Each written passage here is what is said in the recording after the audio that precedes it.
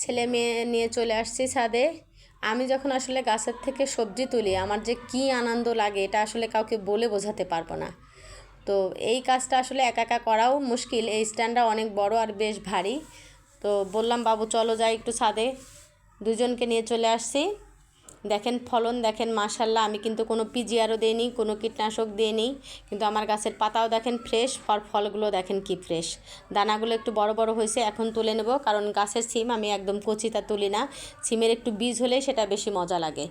আর এই 9তলার ছাদে বসে যে এরকম গ্রামের মতো ফ্রেশ সবজি তুলি, মানে এটার যে কি আনন্দ আসলে এটা বলে বোঝানো যাবে না। তো আমার বাবুরাও দেখেন সবজি তুলে খুব মজা পায়।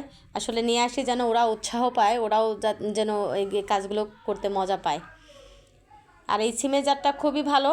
সিম গাছ আসলে গোড়ায় ঠিকমতো খাবার দিলে আর মাটিটা যদি ভালো করে তৈরি করা থাকে তাহলে একবার লাগালেই কিন্তু অনেক দিন ফলন খাওয়া যায়। আমার এই সিম কিন্তু আমি বেশ কয়েকবার এরকম ডালা ভরে ভরে তুললাম, আর এটা জাতটাও খুব ভালো। দেখেন মাশাল্লাহ কতগুলো তুললাম।